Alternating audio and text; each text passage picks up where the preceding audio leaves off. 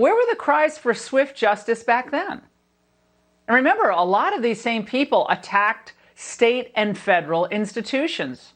And by the way, where are the cries for justice today as thugs continue to target federal courthouses in places like Portland and Philadelphia? Condemning violence shouldn't be related to one's ideology, the ideology of the perpetrators. Neither should the calls for justice, ever. And that's the angle.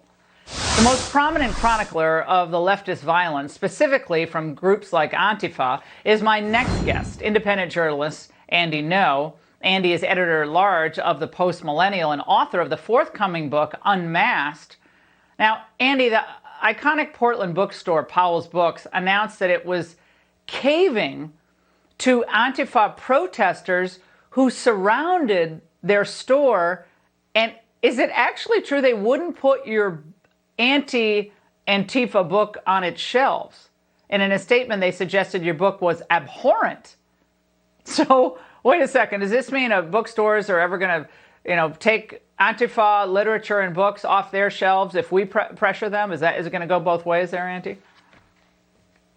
Yeah, so for the second day today, the store has been forced to shut down early because of these protesters in Black Bloc who has sworn the entrance of its flagship downtown store.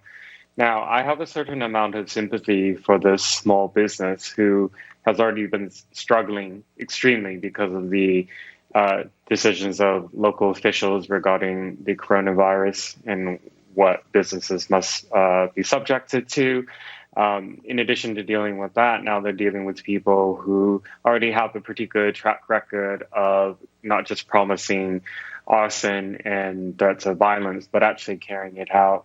So they're trying Andy, hold on, though. We checked the Powell's website, Powell's Books website, to see what other books they stock on their shelves that are apparently less abhorrent than yours. And there are 2 used copies of the German language edition of Mein Kampf at the flagship location. So isn't that the same spot where the protests erupted over your book? I mean, so they do have books that are wildly controversial that a lot of people actually do think are abhorrent on their shelves. And it's just this one group that seems to get special treatment last summer and now. And it continues.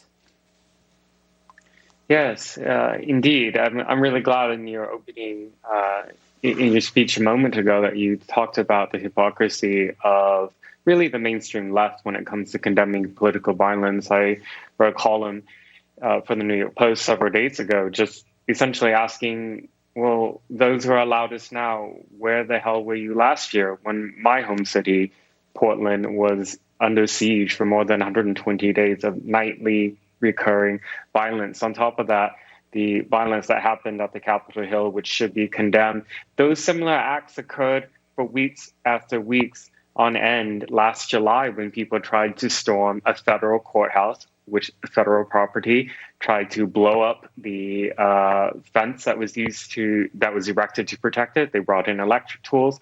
All of that, by those now who are condemning the riot at Capitol Hill, those people were actually condemning the law enforcement officials last year, calling them Gestapo and Trump's secret police, and they were trying to secure federal property. Yeah, well, Andy, they didn't like the fact that there were all those big fences that were being erected around the courthouse in Portland and other barriers that were put up. But now they're putting up giant barricades.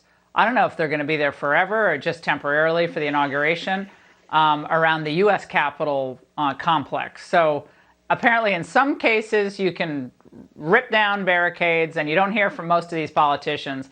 But now we have a different standard, and you've been chronicling it better than anybody over the last year. And I wish people were consistent in their outrage.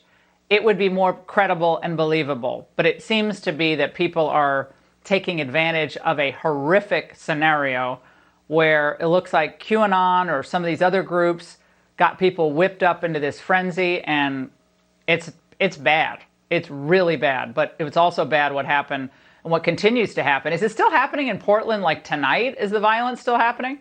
Or the protests?